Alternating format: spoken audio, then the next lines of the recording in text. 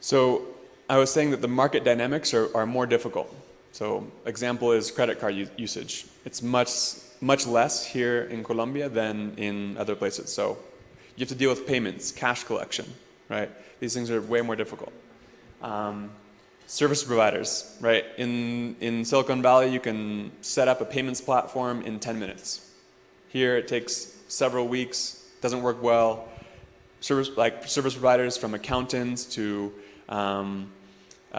legal to a lot of things are just more difficult. And the methodology is not as well known, right? The methodology for entrepreneurship is not as well established as it is in other markets. So all these things are critical ingredients to create new businesses from scratch. And so we say, hey, deal flow isn't happening in the market. We're not getting enough big entrepreneurship happening. So we need to do something about it. And I added a point, which is also there have been few exits. So exit in terms of success from businesses in Colombia, in terms of startups exiting for $100 million, $200 million, which is a chicken and egg problem, right? If you don't have big exits and you're not going to have more money and you're not going to have more talent jumping in, right? So it creates this environment where the ecosystem is not taking off as much as it should because you have a chicken and egg problem. In order to create more investment, bring more talent, have better service providers for startups, you need to have successes so that you can bring in and attract more, right?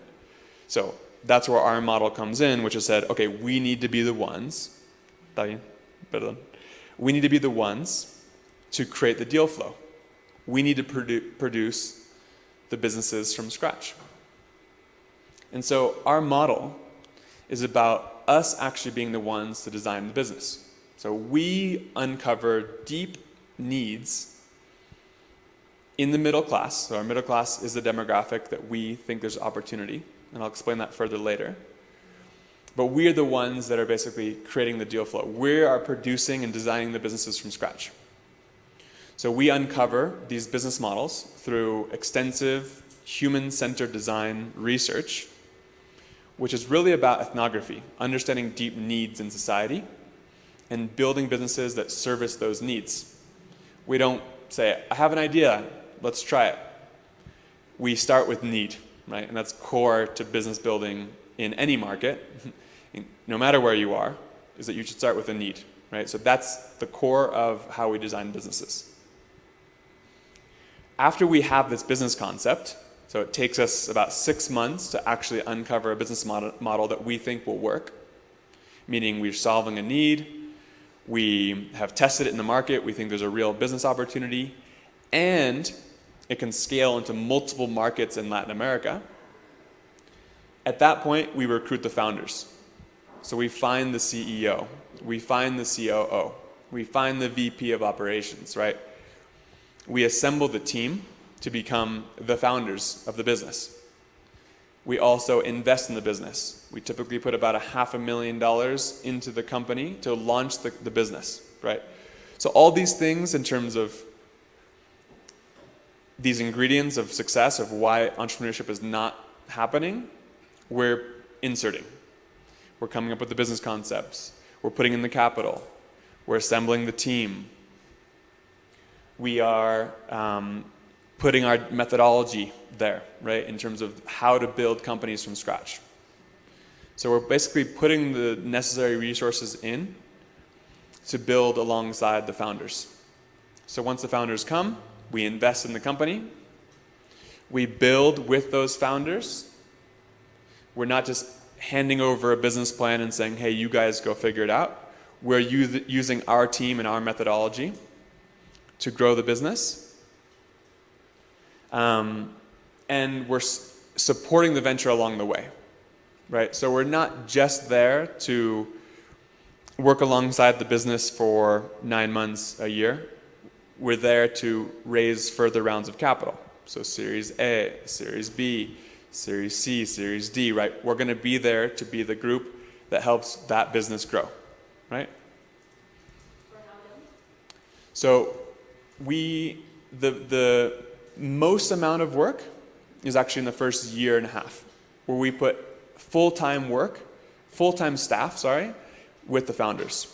After about a year and a half, we raise a round of funding to the business.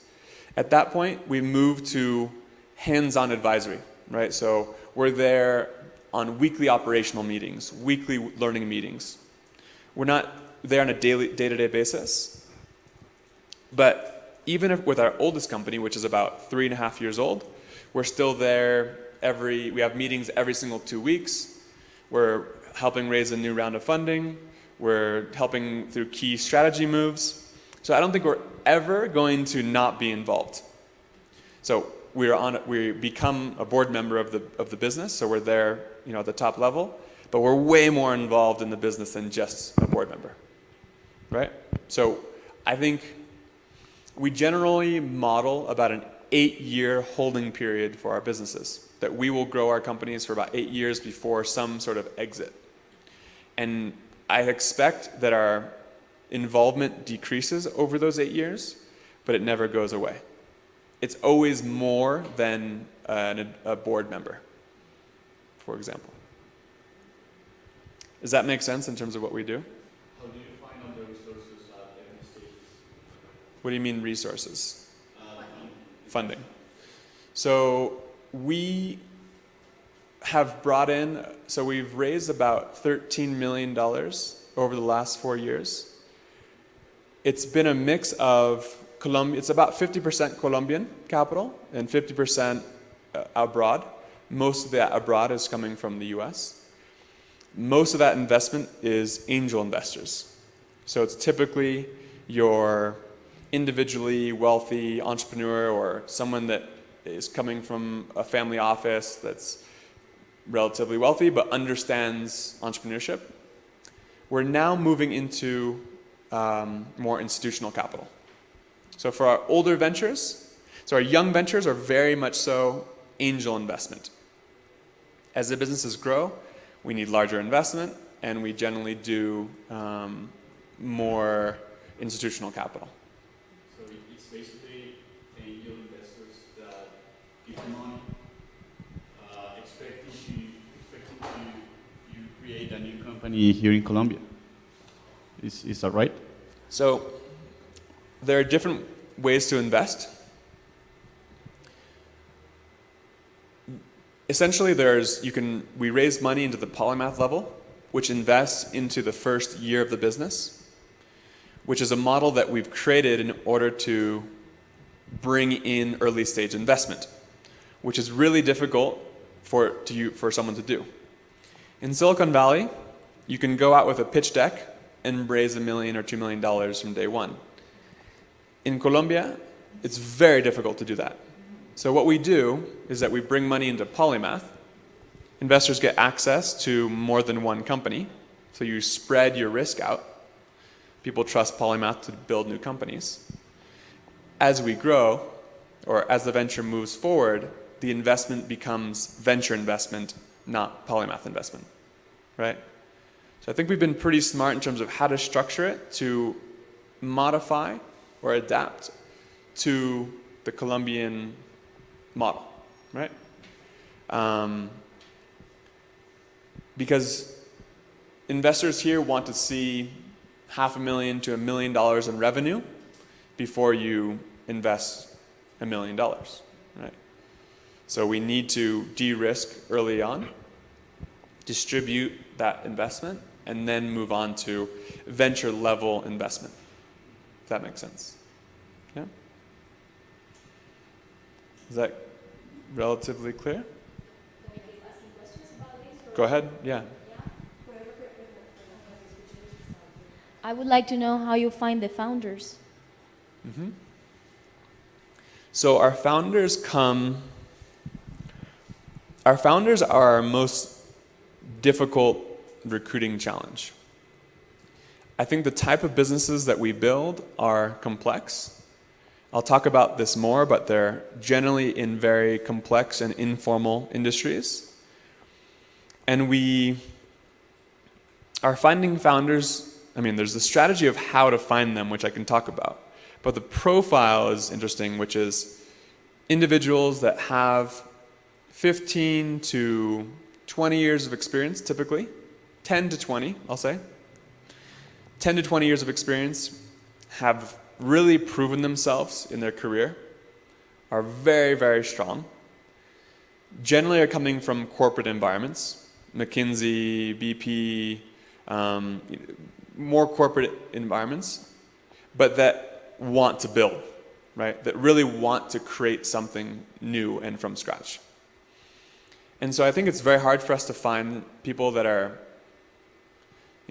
really, really top talent, as well as love the business that we're building, as well as can take the risk. Because this is still entrepreneurship, right? This is not a corporate environment, and leaving a high-paying salary to take a big risk and build something from scratch is not an easy decision. We typically, so 2 of our founders are from Colfuturo, actually. So typically are, very strong, have lived abroad for some time, have come back, want to build big, and they know how hard it is to build in this market. And so we're a great option to essentially have the capital there, have the team there, have the methodology there, all this stuff, right? The strategy is typically through referrals, but we also do other types of headhunting and job posts and things like that, but typically referrals have been the best way for us to find these people. Is that okay? Yeah? Yeah? I think it's very...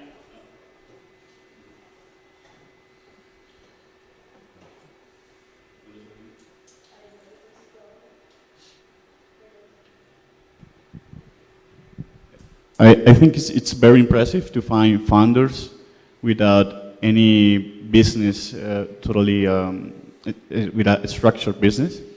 So my question is like, what's the main promise when you meet a founder?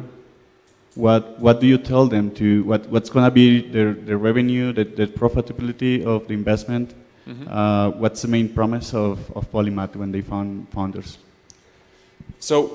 So when we do find founders, the business model has already been established, right? So we've already done 6 months of intensive design research and intensive testing. We've pushed the model very far, right? We have an MVP. We've already begun bringing in revenue, right? We have a business model. We have a financial model. We have a team. We have investment. Right, so founders know at least the direction we're going. They don't know exactly where we're going to end up, because that's also a part of what we do. We never say, let's start a company and see if it works. It's always, let's start a company and make sure it works. So we're constantly pivoting and changing and iterating in the first year to year and a half to find that product market fit. So, and that's where the entrepreneurial methodology comes from. It's not about, let's try something. Oh, it didn't work, let's go home, right? It's like, no, let's try this and this and this. Obviously, it needs to make sense where we're going. And there's a lean methodology, lean, agile methodology to build, right? And I think the talent combined with the methodology makes us, I think, drastically change the likelihood of success. And if you look at our model, it's all about de-risking. Entrepreneurship is very risky. It's very hard, very risky stuff. So if we can drastically increase the amount of risk to building, I think we have a decent opportunity to be successful. And so, the concept becomes less important. Obviously it's important, but it becomes less important than the approach, the way you build, the way you iterate, the way you are agile, right? So I think our promise to founders is you're going to have access to all these ingredients, plus substantial equity in the business. They are owners of the company. And the goal is, on average, 8 years from now, that there's an exit that returns, not just founders. I think equity is something that it's not only with founders. Anyone senior, substantial that's taking risk with us is participating in the business, right? So I think we're generous on equity. We're not as good on salary. This is the reality of building a startup, right? I think that that's the balance. Everyone, if you're a senior person in the business, you're going to take risk, but you're also going to benefit from the success, right? Is that good? So this is just an overview of kind of what we've accomplished so far. So we've been here for 4 years. We have 7 companies that we've designed and launched. 2 of them are brand new. They're very young companies, which I'll talk about. We have about 250 employees across the group now.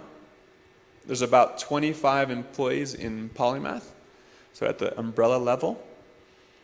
But we have about 250 employees across the 7 companies, or I guess 8 organizations if you include Polymath.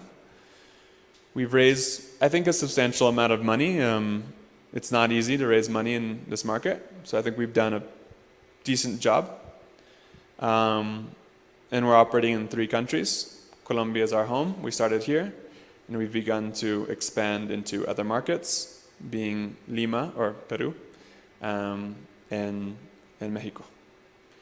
But Colombia is where the mass majority of our operations and our employees are. So I think this slide is actually probably one of the more interesting slides. It may not look very pretty, but it's not pretty for a reason. So this is about our investment thesis. I put investment like in quotes because we invest, but we're not an investment firm, right? But this is our thesis. Middle class. We build companies to serve the middle income market. That's why we chose Latin America to do this model instead of other markets. That's why we chose Colombia. The middle class is growing rapidly. It's the largest demographic in the market. There's new disposable income. The middle class is growing. That means they have new income to spend on needed services. So and historically, most firms have targeted the higher end market because that's where the money is. So if you look at the banking model, if you look at a lot of models, they're designed for higher income thinking.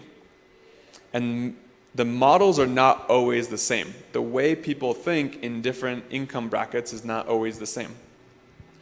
So we believe there's a very large opportunity in building companies that serve the middle class, right? And yeah, so I think the other one is already talked about, is that we base our companies on real needs, right?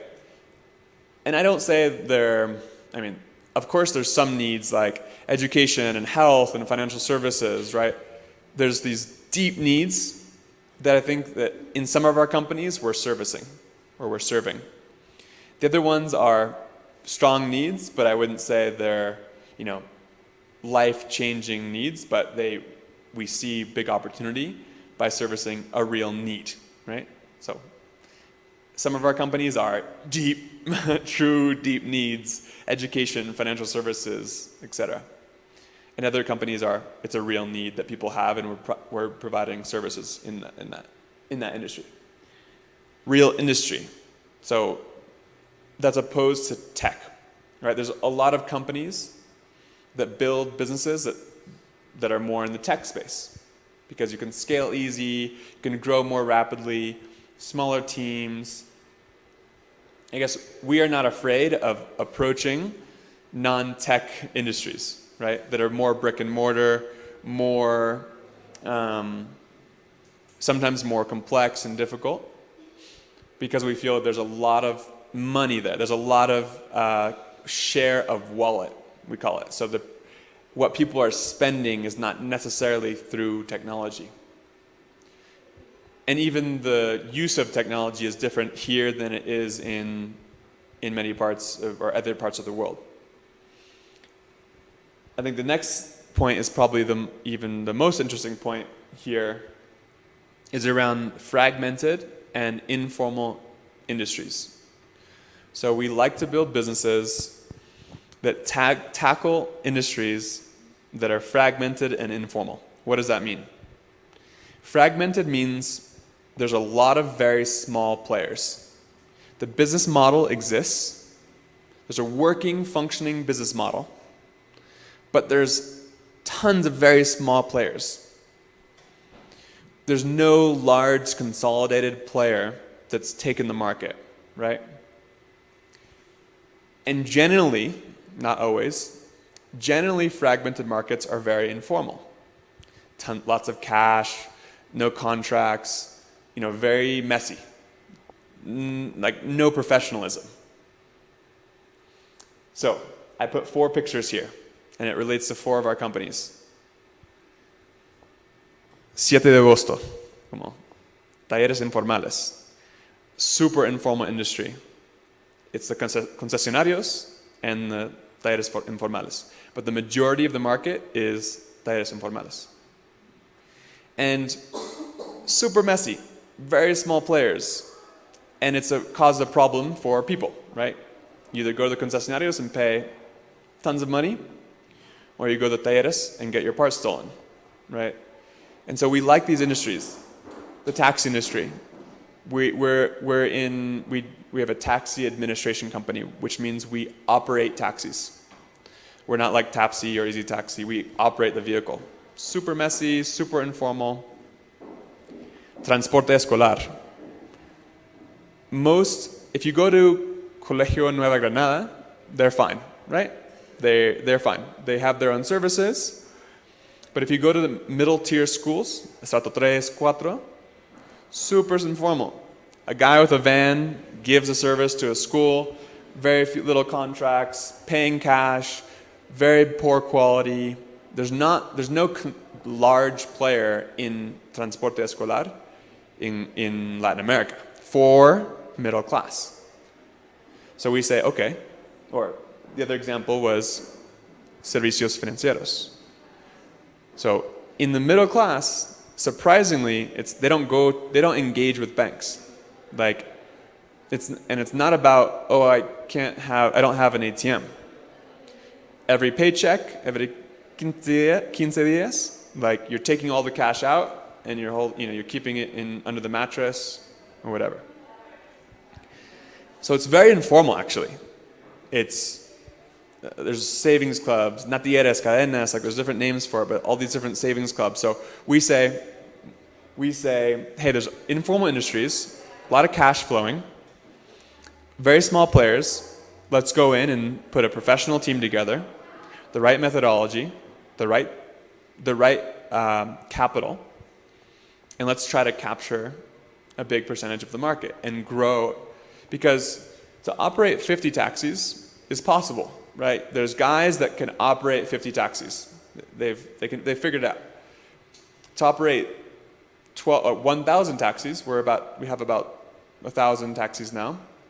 It's very difficult. That means you have 2,500 drivers every single day paying you cash. That's a nightmare, right?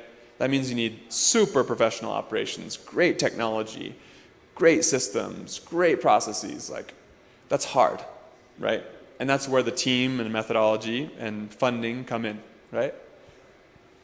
Did you have a question? Yeah.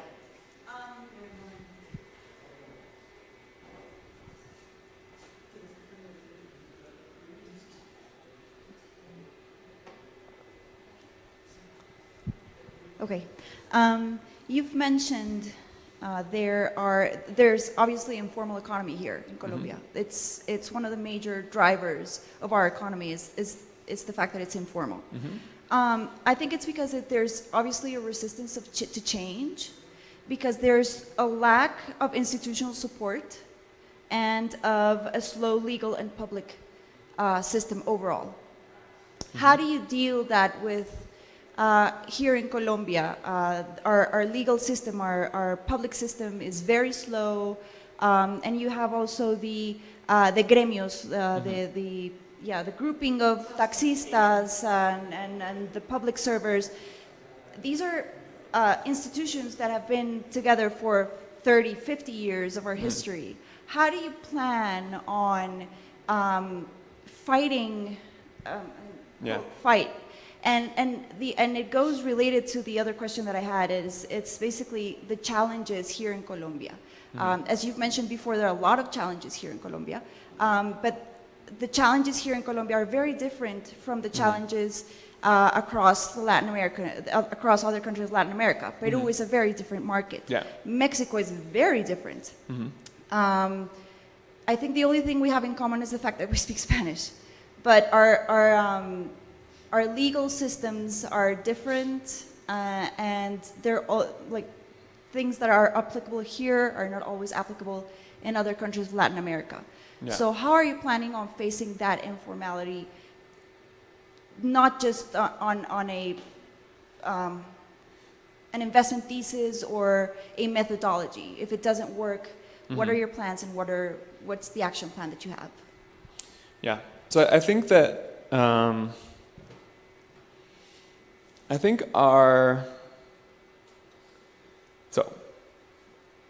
I think going into the informal is very hard. Like, I think that it can be very messy. Like, I think there's a way of doing things in the tax industry that you need to be able to, like, partially adapt, right? Like, you need to be able to adjust, like, the way that you think it should work, because there's an optimal, right, of how things should work most operationally efficient possible, right? And then there's a lot that you need to give up on, because you cannot change behaviors fully, right? You can only go so far in changing kind of more institutional behaviors or the way taxistas think. So you need to come to them as well. I think, like, I think what the core is to working in the informal is to really deeply understand how people think. Like, the core to our success is that we can come as close as we can to the way people want to behave. So I think, and that's essential for, well, understanding need, but then constantly bringing your models closer to the way people want it to be. Because you may think it's way more efficient to, I don't know, structure a loan for Aflore, which is our financial services company, in a certain way. But that's not how people are thinking about it. The way their savings club works, with meeting with 20 women every single month and everyone puts in 100,000, like, you need to work with existing behaviors, because doing behavior change takes years. I think that if you go into a market and you say, hey, I'm going to completely change how the way this thing works, it's not going to happen. So it's coming to the core of the way people think, and that takes an incredible amount of empathy, right? Because you want to convince yourself that the way that you do it is the right way, right? So I think that the way our methodology works is based on human-centered design, and that means that, like, I'm not from Colombia. I'm not from middle-class Colombia. Like, I'm from the coastal California, right? But I can get close to the way people think by a methodology to do it, and not assuming that the way I want it to work is the way it's going to work, right? And that takes a lot of really, like I said, empathy and putting yourself there, but really listening. Like, it's not just about I like it or I don't like it, right? You show someone a product, it's really understanding. Like, you dive deep into the way they think, right? And allow for people to design your systems, right? Then you make it efficient by work, right? Then you make it efficient, right? You don't make it efficient, then try to make it work. You learn how it would work, and then you make that system as efficient as possible, right? So, like, the way we incentivize taxistas is based on what they want, right? It's not based on what we want, right? And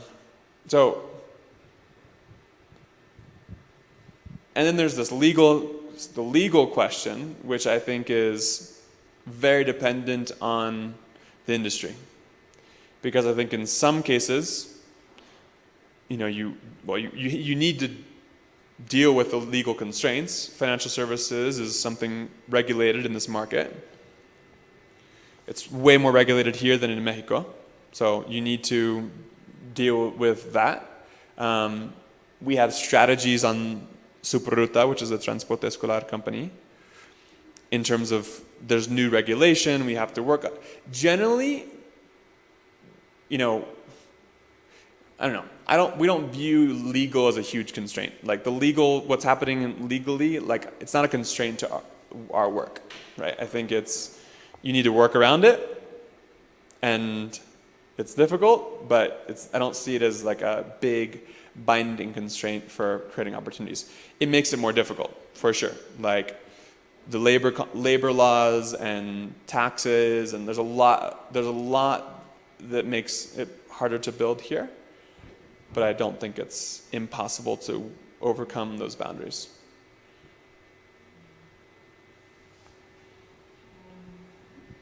Hi.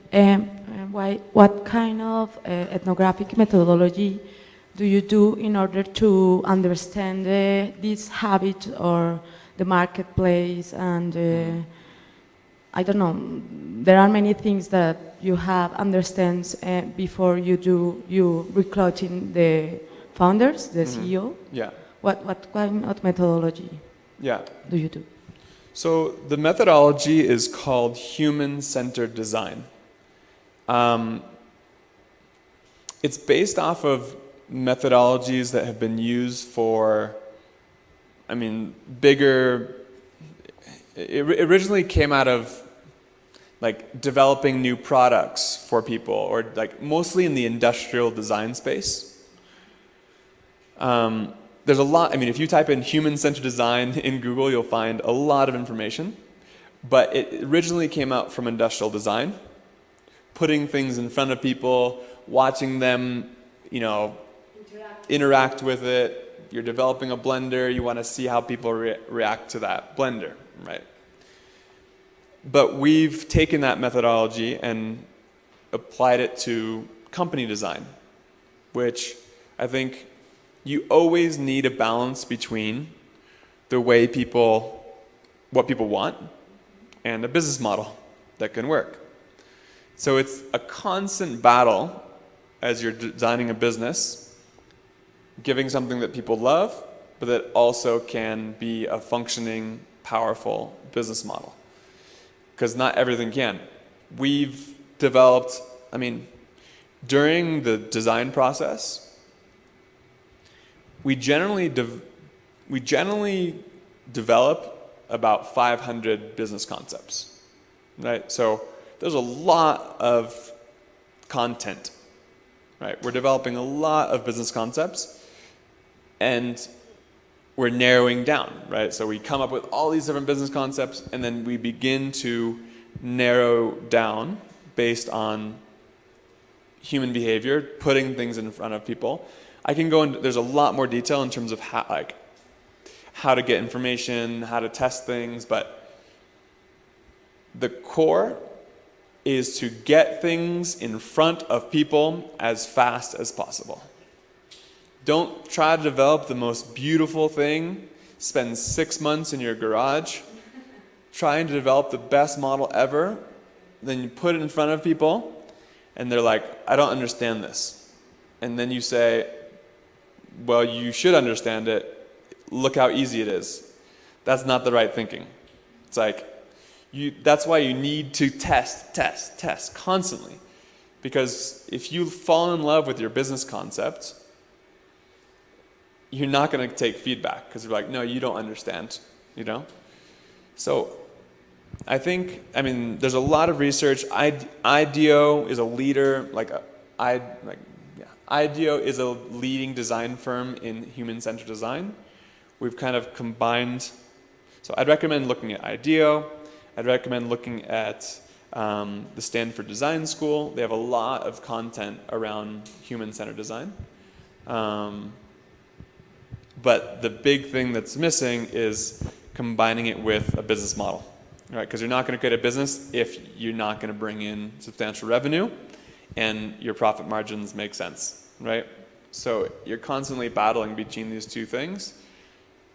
And it's not easy to find something that people love and it works as a business, right? The other questions?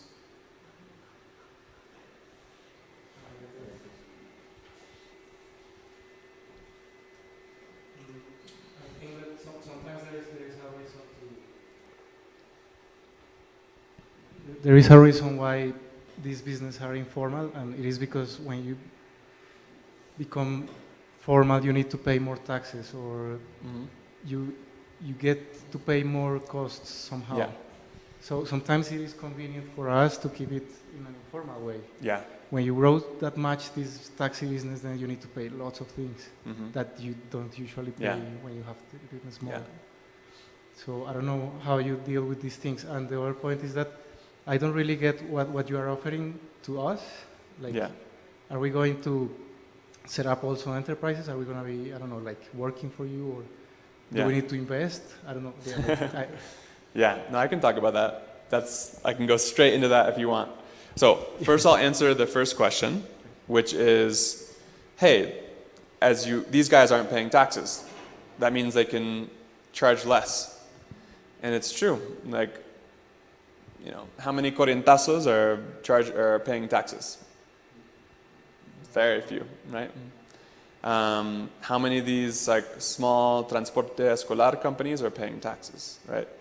So the goal is to be efficient enough, have economies of scale great enough to be able to overcome the fact that you need to pay taxes to the government, you need to abide by labor laws, you need to, abide by the law, as well as charge, or, charge is not much higher.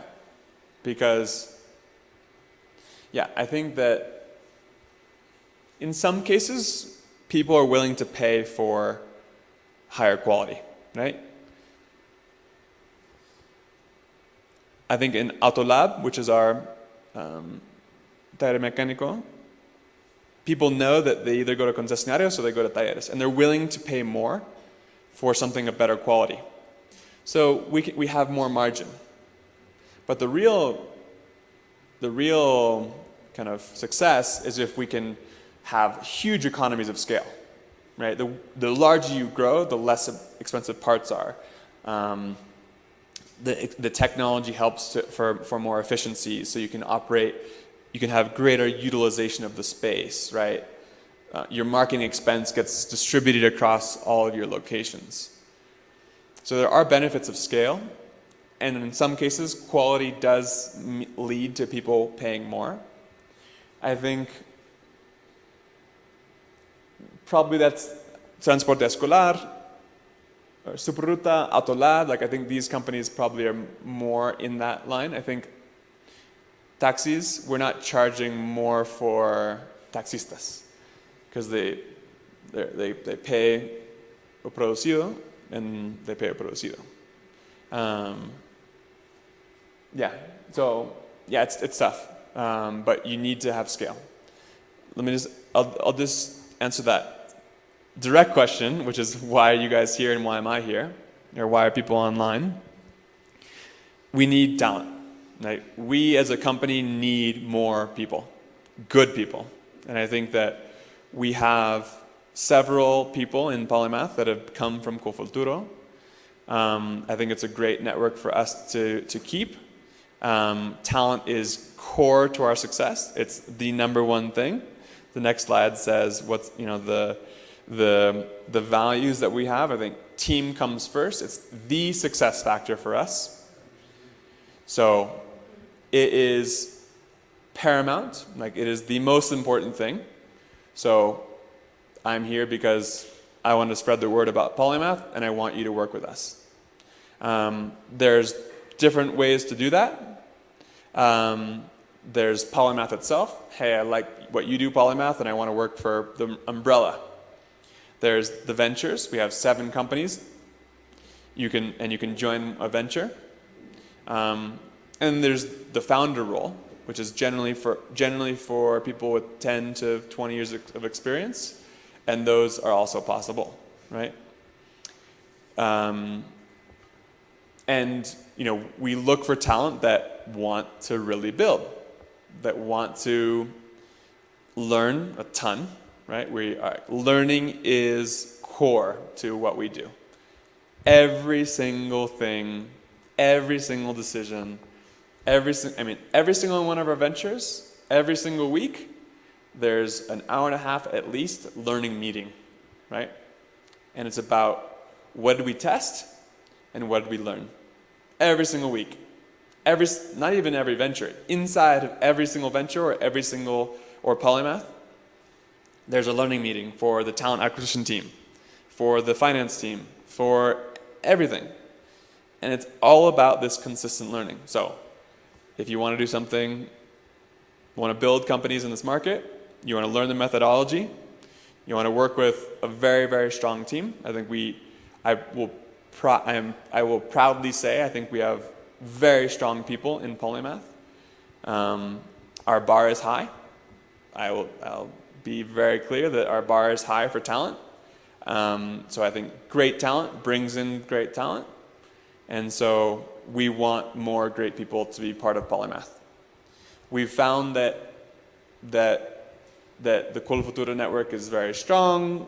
People that have lived abroad, have come back, have real experience, want to contribute, want to build large companies that actually pay taxes, or do interesting things. I think some of our companies, you saw a taxi company, but we also have an education company for middle class, a financial services company. I think, anyways, I'm going into other details, but I think that I'm here because I'm pitching to you guys the fact that I think we've built something great, and I want you guys to be a part of it. Yeah. Make sense? Do you have a question? Good evening. 2 things. One, I can see that mentoring is one of the key issues here, because you have to build trust with the investments that you guys are doing. Mm-hmm. So yes, put in front of people a lot of things, but also building trust and mentoring, and try to tell the guy, yes, you are not paying taxes, and you probably think that that's great because you can lower your price, but also you are not taking advantages of getting all these costs, put it on your budget, and probably you will not pay taxes, but you will be formal as well. So there's a lot of things that you have to actually teach to these guys and try to build with them. Mm-hmm. Second, I could be interested in the founders thing. Mm-hmm. I have kind of a entrepreneurial spirit and mm-hmm. experience on that. Mm-hmm. And I don't know if you can elaborate a little bit more on that role, Yeah. and what you guys are looking for, and Mm-hmm. what is the kind of opportunity that you guys think can bring. Yeah. So on your first point, I think, an important clarification is that we're competing with the informal, right? So like we're going after these markets and we're trying to be the formal player inside a very informal market. So we're the company that's trying to consolidate by building from scratch, right? We're not generally putting this taller together and this taller together and this taller together. We're building the companies from scratch and competing against these guys, right?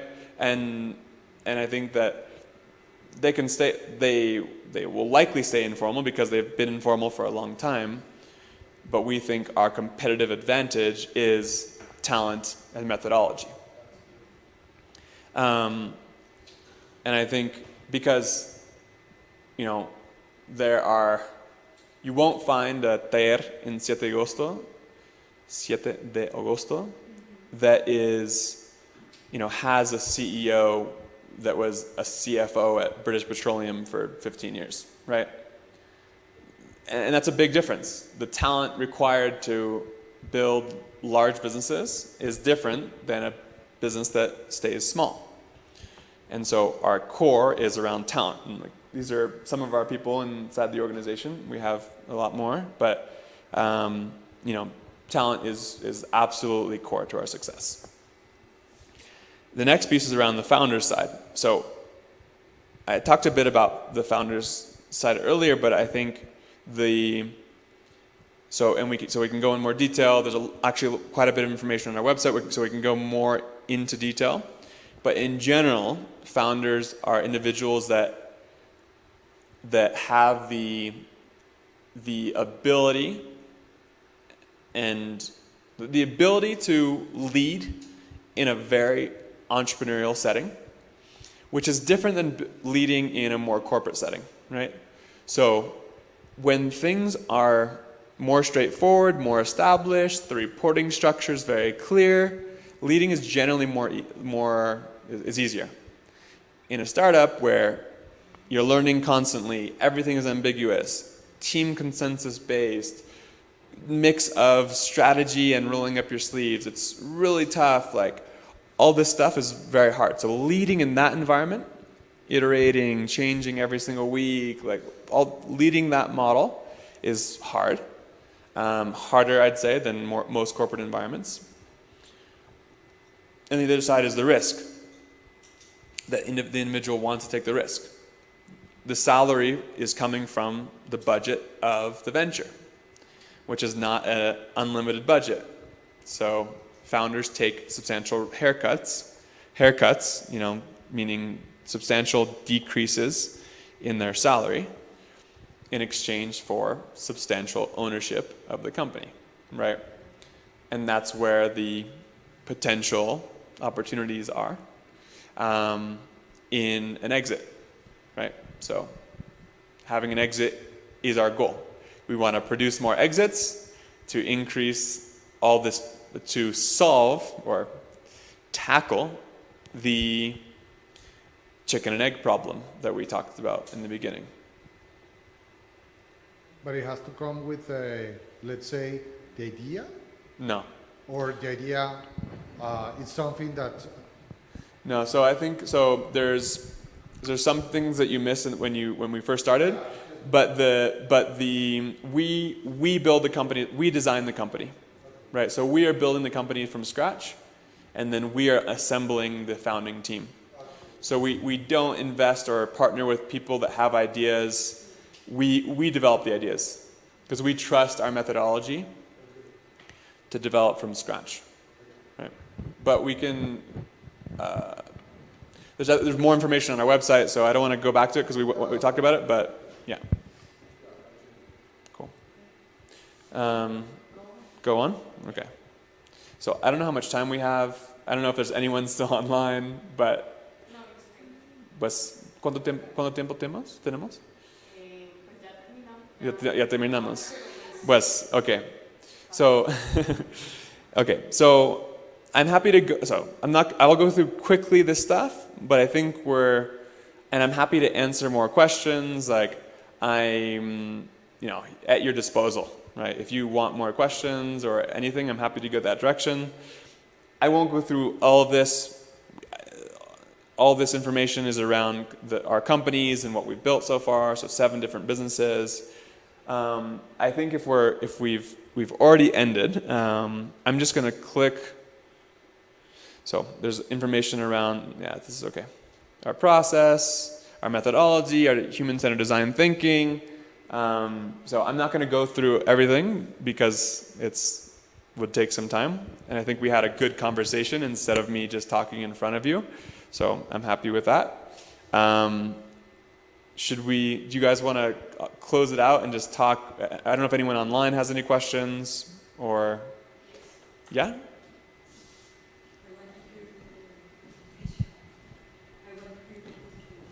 You want to hear the presentation? Okay. Should we go to any questions online? Yes, Yeah. if you have less than 10 years of experience, for example, 6 years, Yeah. could you be part of Polymath or you will be considered to junior? No. Sorry. Yes, you can be part of the Polymath. No, you would not be considered too junior. We have opportunities. We have about 30 open positions right now. I'm going to go to one of these slides here. Sorry, I'm not going to go through the whole thing. I'm very sorry. No, it's okay. So I think we love Col Futuro. So this is just saying that, hey, we have people from Col Futuro. There's 2 of our founders, Ana Barrera and Anton Dumit, are both Col Futuro alums. They're at a Flore in Taximo. Leo is actually a business analyst at Polymath. He had 3 to 4 years of experience when he joined us. And he's a rock star. Like, he's doing super well inside of Polymath. So he decided that he'd prefer to be at Polymath versus a venture. But there's opportunities across the board. So all of our jobs are at this website, Polymath V, standing for Polymath Ventures. .com/jobs. So there's about 30 open positions that are there.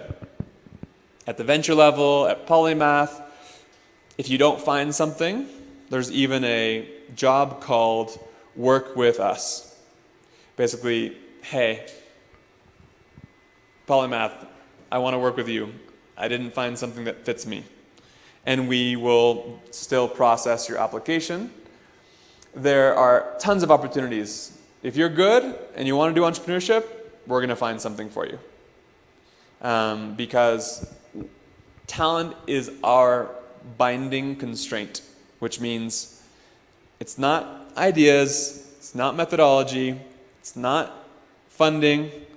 The thing that will slow us down is around talent, right? There was a chart in there in terms of our growth in talent over time. You didn't see it because it went super fast, but we've grown a lot in the last basically 2 years. And all of our companies need more talent.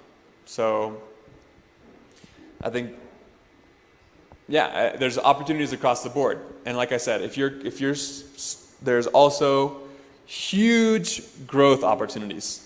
I think one thing that's great about working for a young company is that you can grow very fast and be doing things that you never thought you would be doing. As the company grows, you gain more responsibility and you begin leading others. You take on a ton because it's not the normal, growth path in a corporate environment. We're now opening a new shop at Autolab. You're going to lead that entire shop as an example, right? And so we have more junior guys, that are doing things that they would never do in the corporate environment. So, and then there's also the financial component, which is, hey, I think our salaries are generally not as good as the market. Like if you go work for like Banco Caja Social, or maybe that's a bad example, but Helen Bank or whatever, like you'll be making more than inside Polymath, but there's this participation piece which we like to play with, right? So it's about you feeling the ownership and you benefiting from the success, which is not very common, honestly, in Colombia. Like you won't see many companies that do that. And I think that we are different. I think we're thinking about this more in terms of we know in order to grow, we need talent. We want to keep people in the organization. We want people working their asses off because it's hard. There's a lot to do. And we want people to benefit from it, right? And by the way, I think that that'll bring more talent into entrepreneurship. Even if you're not a founder, if you're participating with us in equity, for example, if there's an exit, you're going to go tell your friends about that. How many friends do I have in Silicon Valley that were part of a company that went to IPO? A lot. And they're bringing more and more talent into the market, right? So again, chicken and egg, how we think about growing the talent base. So yeah, the caveat is that if you're not taking risk and you're getting paid exactly what you're going to get paid at Helm Bank, we're probably not going to play as much with equity. The more risk you take, the more opportunity there is for participation, right? Real entrepreneurship, where we're doing something, yeah. Anyways. And in which areas do you research talent in Polymath? Areas in terms of your expertise, or yes. Or studies or something like that. So we're very.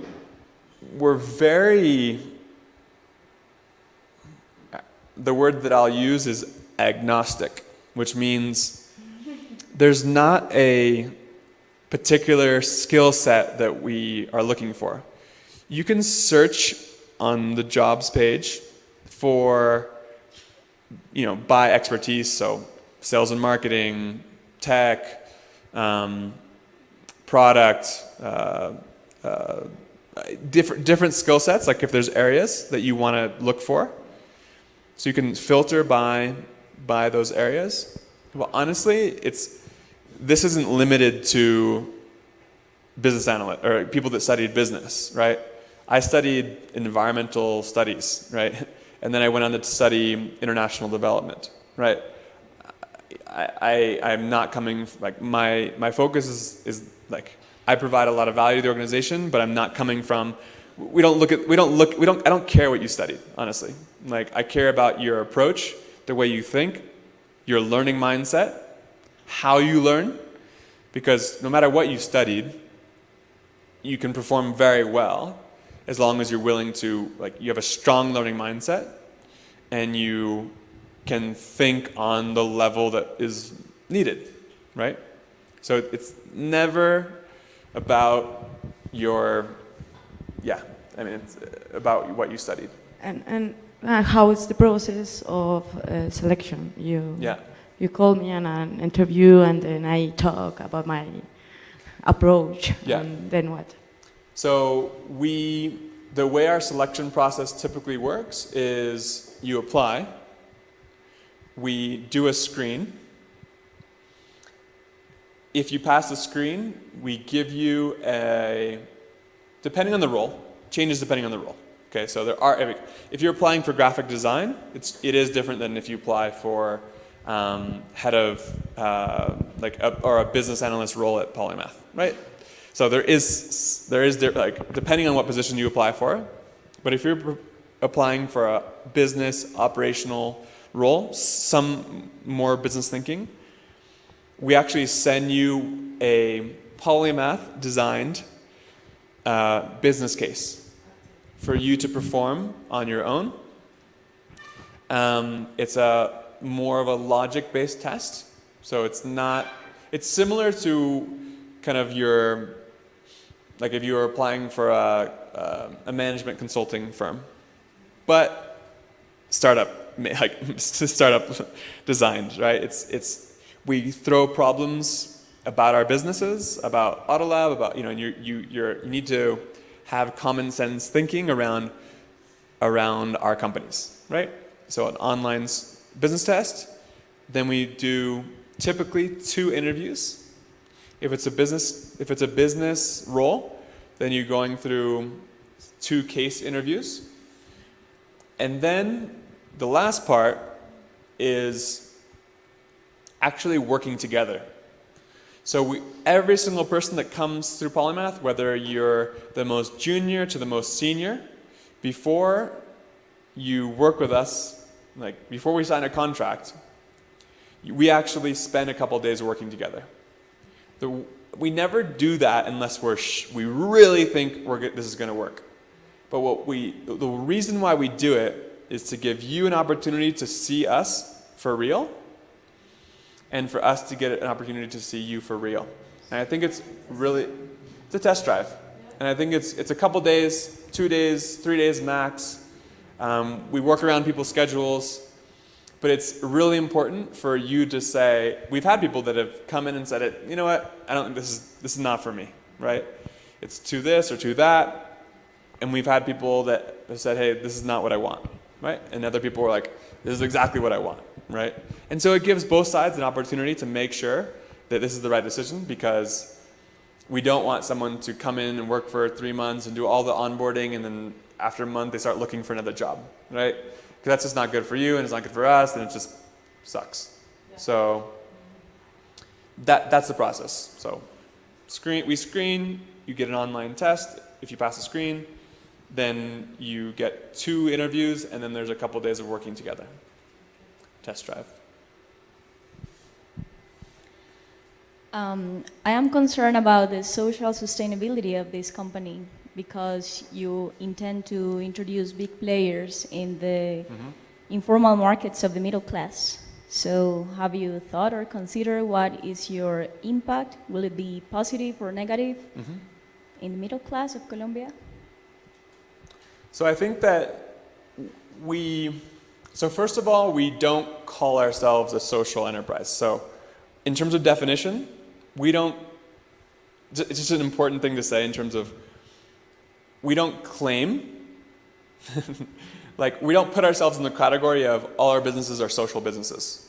Okay, that's the first thing. So, however, I think all of our backgrounds, my background, a lot of our, like the partners' backgrounds are in that space. So you'll see a variation in terms of the impact on the middle class in terms of direct impact, right?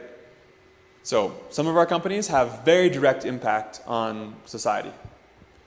Aflore, our financial services company, I think is a great model that is providing financial services to the and underbanked. People that don't engage in banks because that's their behavior.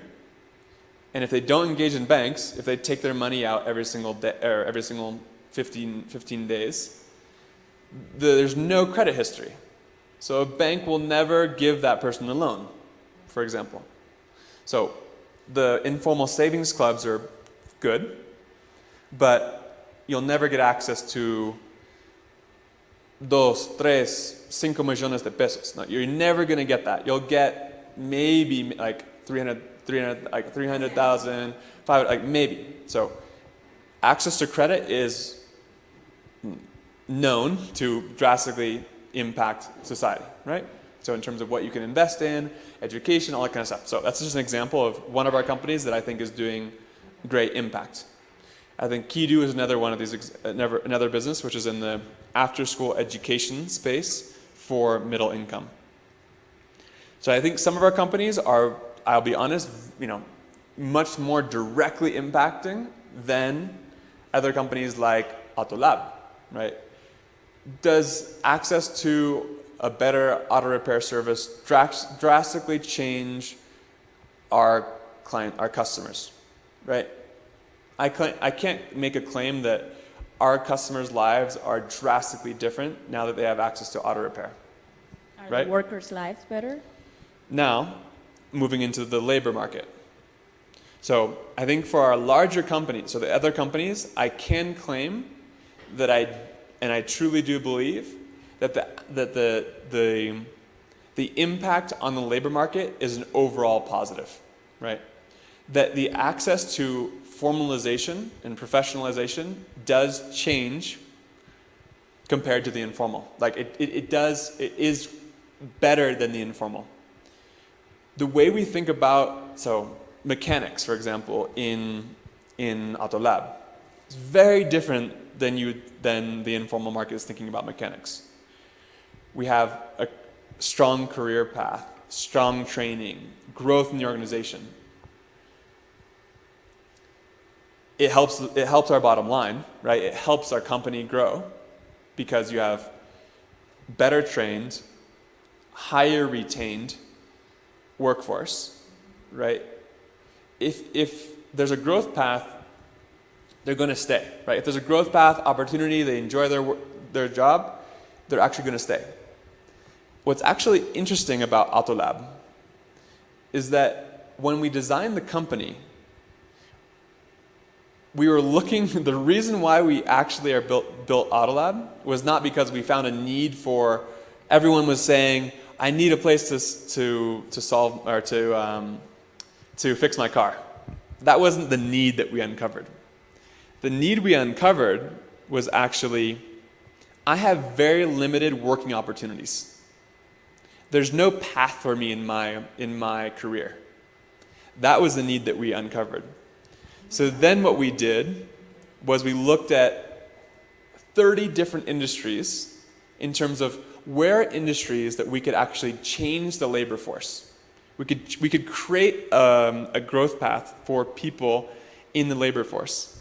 We looked at, I mean, this was like 2.5 years ago, so I don't remember exactly. Like we looked at like hair salons. We looked at tienditas. We looked at tons of different industries and said, where can we consolidate, create a growth path for a workforce to increase their opportunities in the market. So when we're doing this design process, it's called seed. We always choose a sector. The sector for this company was the labor market. We ended up coming to Autolab. The sector for Kidu, the after-school education company, was working women. It wasn't education. We said, how do we create $1 billion business that solves the needs of working women? And we actually uncovered that working women feel an immense amount of guilt in the afternoons when they're working because they feel that they should be with their kids. And so the company was designed from a need, not an education. It was designed for a need to solve the problems for working women.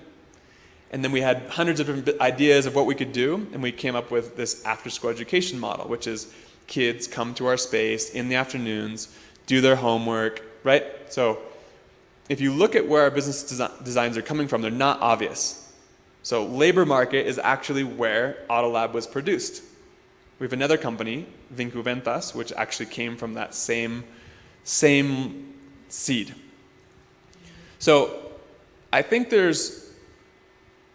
if you look at our retention rates, if you look at the growth paths of Autolab, mechanics in Autolab, it's very different than the industry standards. How long people are staying with us, like it's very, very different. Retention is very, very poor in informal talleres.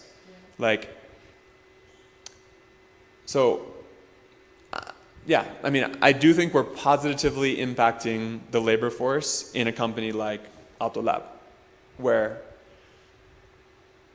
we will displace mechanics from the informal market into the formal market. People may have different views on what that does to a society, and is it better for the informal market to exist or the formal market to exist and paying taxes? Like people will have different views on it. My view is that I do think the professionalization of a workforce is valuable to a society, and I think that we're doing that in a lot of ways. That was a long answer. I know. Yeah. But again, we don't claim that every single company is on the social realm. But I do think we're never going to start a casino. We're never going to, it's like we have definite kind of bars that we're never going to, I'm never going to start an oil and gas company. A mining company, we're never going to start, I promise you. But I think there are benefits to consolidating markets. that we are realizing. Yeah. Will you explain more this first stage in the seeds, and then what happened when you realize that that is a need? What kind of decisions do you make for continue with the design of the project?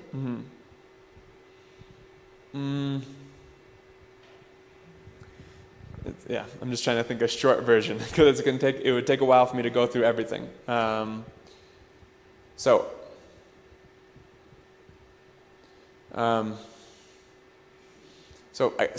just so you know, so there is information on this on our website. So I will say, hey, if you go to one of our main tabs, says seed, and then you can dive into kind of the process that we go through. So I won't go into full detail on this, but it comes down to really understanding deeply the needs. And I told you the example of Kidu. These are some pictures from. So this is the real company now. So I'm fast forwarding. So like this is the real Kidu space. But where did this start? Right now I'm backtracking. I'm going back. These are prototypes that we were building. This is the original this was the original idea. Actually, this was the original idea, a no-frills family center, hands-on activities that expand kids' learning, creativity, imagination. Where did that come from? This piece, which was the insight that mothers feel very guilty when they're separated from their kids, and they don't have a lot of time to spend with them because they're working, right? We can end this soon. So 2 minutes and then we'll be done. But this is where it starts, right? This is the core, is understanding a deep need. Guilt is a deep need, right? Or like the sensation of guilt is something strong, right? The sensation of I don't have a path in my career, that's a strong need. So that's how Autolab was eventually created, right?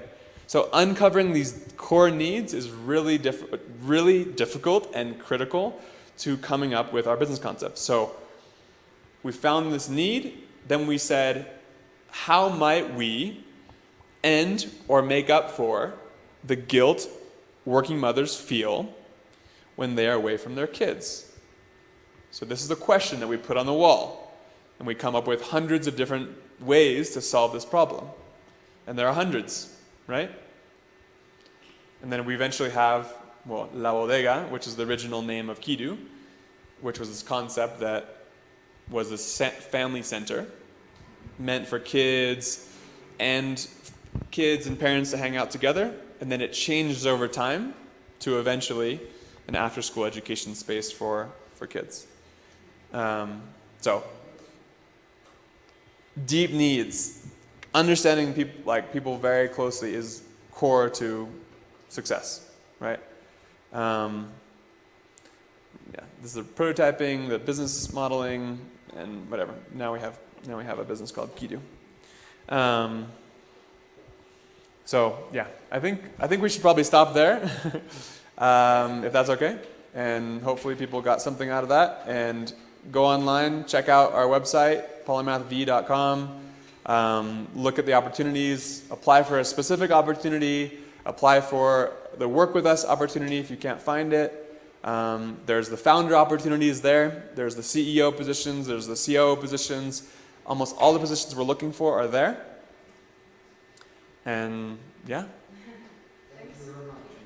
You're welcome. Greg, muchas gracias y muchas gracias a todos por asistir, y les estaremos compartiendo el contacto de Polymath, que es Ana María, a través del correo electrónico para que puedan resolver otras dudas que tengan. Muchas gracias.